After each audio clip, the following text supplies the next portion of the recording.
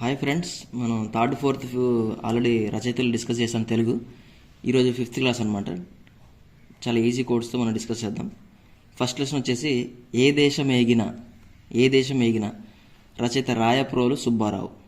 దీన్ని ఎలా గుర్తుపెట్టుకోవాలంటే ఏ దేశం ఏగినా రాయించుకుని కొట్టారంట సుబ్బారావుని. రాయప్రోలు సుబ్బారావు. ఏ దేశం వెళ్ళినా రాయించుకుని కొట్టారంట సుబ్బారావుని. రాయప్రోలు సుబ్బారావు. నెక్స్ట్ సాయం, సెకండ్ లెసన్ సాయం.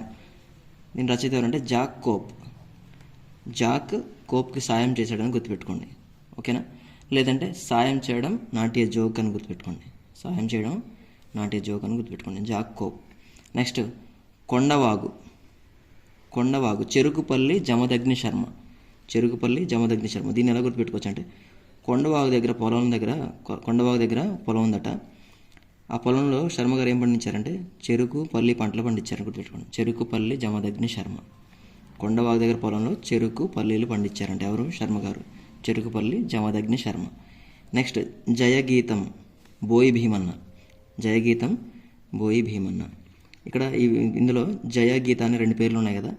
ఈ జయగీత భీమన్న యొక్క గర్ల్ ఫ్రెండ్స్ అని గుర్తుపెట్టుకోండి. గర్ల్ ఫ్రెండ్స్ అనమాట. జయగీత భీమన్న యొక్క గర్ల్ ఫ్రెండ్స్ అని గుర్తుపెట్టుకోండి. జయగీతం బోయి భీమన్న. నెక్స్ట్ తోలు బొమ్మలాట, ఒక జానపద కళ. దీని రచయిత ఎవరంటే కేవి రామకృష్ణ. మరి దీన్ని ఎలా గుర్తుపెట్టుకోవచ్చు అంటే తోలు బొమ్మలాట ద్వారా ఇతిహాస కథలు చెప్తారు కదా ఎక్కువగా.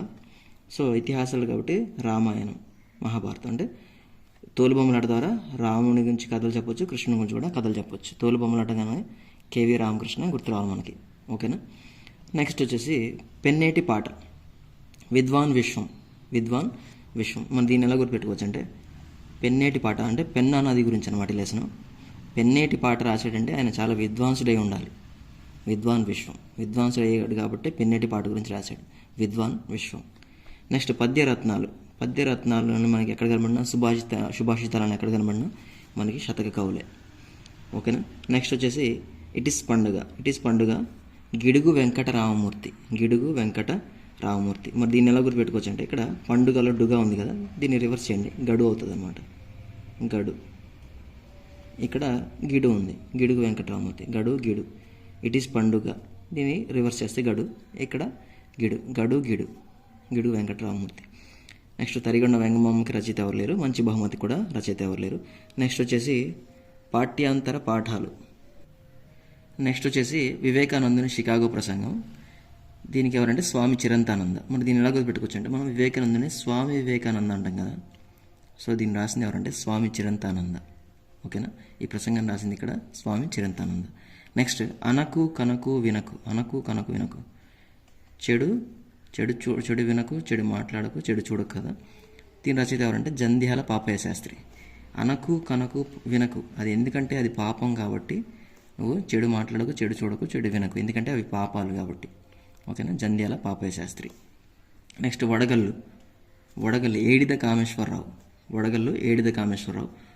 వడగళ్ళులో ఇక్కడ చూడండి వడదెబ్బ తగులుతుంది మనకి ఎప్పుడు, ఎండ బాగా ఎక్కువగా ఉన్నప్పుడు. ఏడిద కామేశ్వరరావు, ఓకేనా. నెక్స్ట్ చిక్కు ప్రశ్న వివేకవంతమైన జవాబు.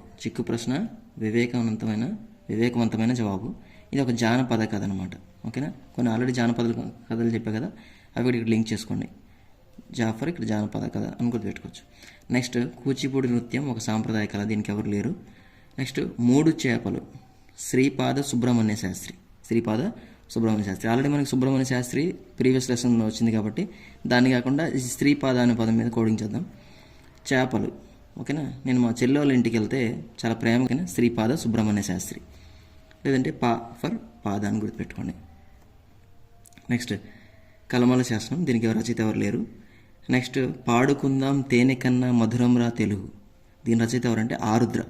ఈయన పేరు ఇంకోటి ఏంటంటే అసలు పేరు భాగవతుల సదాశివశంకర శాస్త్రి. మరి దీన్ని ఎలా గుర్తుపెట్టుకోవచ్చు అంటే ఈ లెసన్ని మనకి 6 సినిమాల పాటలు చాలా మధురంగా ఉంటాయి అన్నమాట. అంటే తేనె కన్నా ఇంకా మధురంగా ఉంటాయి, అంటే అంత బాగుంటాయి అన్నమాట. సాంగ్స్ ఉంటాయి కదా 6 సినిమాలు. సో ఇందులో ఈ సినిమాలో అన్ని సాంగ్స్ బాగుంటాయి కాబట్టి 6 సినిమాలో పాటలు తేనె కన్నా మధురంగా ఉంటాయని గుర్తుపెట్టుకోండి, ఓకేనా. నెక్స్ట్ వచ్చేసి కవిత్రయం, దీనికి ఎవరు లేరు.